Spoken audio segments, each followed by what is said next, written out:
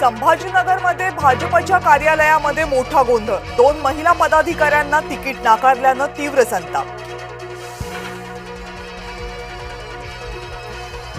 नाशिक भाजप शहर अध्यक्ष सुनील केदार यांना इच्छुक उमेदवारांनी घेरलं, तर अमरावतीमध्ये एबी फॉर्म न मिळाल्यानं शिवसेना कार्यकर्त्यांमध्ये धक्काबुक्की।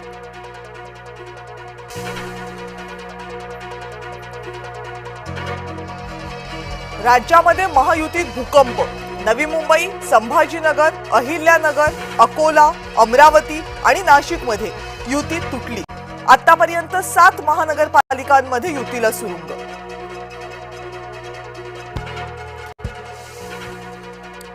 राहुल नार्वेकरांच्या कुटुंबाला भाजपकडून 3 तिकीट।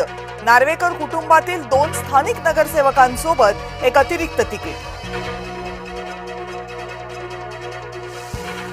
आदित्य ठाकरेंना स्वतःच्या मतदारसंघात नाराजी दूर करता येईना।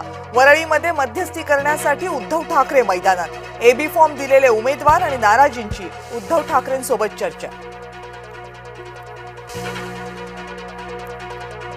मनसे मुंबईमध्ये 52 जागा लढणार। मनसेकडून अद्यापही उमेदवारांची यादी जाहीर नाही। मनसे शेवटच्या क्षणापर्यंत उमेदवारांबाबत गुप्तताच ठेवणार।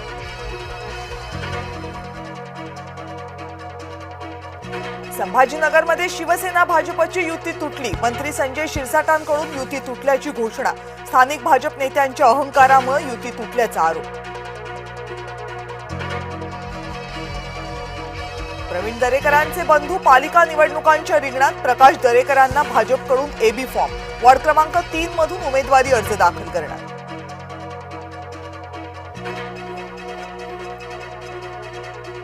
पुण्यामध्ये शिवसेना भाजप युती संदर्भात अजूनही निर्णय नाही। उदय सामंत यांच्या उपस्थितीत शिवसेना नेत्यांची खलबतं। बैठकीनंतर सामंत निर्णय जाहीर करणार।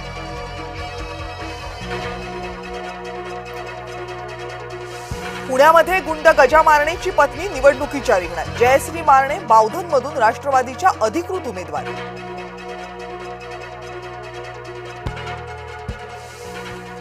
मनीषा चौधरींच्या मुलीला तिकीट नाकारलं, तर विद्या ठाकूर यांच्या मुलाचंही तिकीट भाजपनं नाकारलं।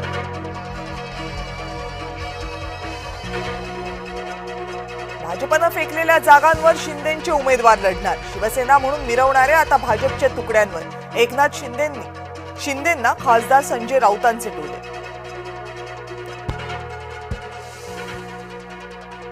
मनपा निवडणुकांसाठी अर्ज भरायला उरले अखेरचे काही तास। शेवटच्या दिवशी पालिका यंत्रणांची लागणार कसोटी।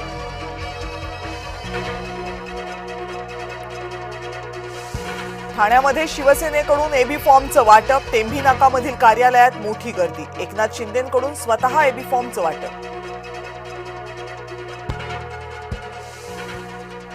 नागपूर महानगरपालिकेमध्ये भाजप शिवसेनेचं ठरलं। नागपूरमध्ये शिवसेनेला 8 जागा देण्याचं निश्चित। रात्री गडकरींच्या निवासस्थानी बैठकीत निर्णय।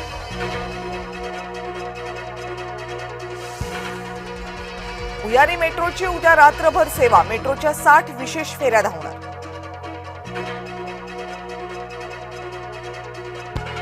नव्या वर्षाच्या स्वागतासाठी शिर्डीमध्ये जय्यत तयारी। 31 डिसेंबरला साई मंदिर रात्रभर खुलं राहणार।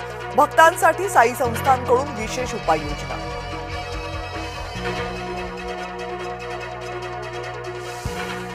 व्लादिमीर पुतीन यांचं नौगोराड येथील निवासस्थान युक्रेनकडून लक्ष्य। 91 लांब पल्ल्याच्या ड्रोनद्वारे हल्ल्याचा प्रयत्न केल्याचा दावा।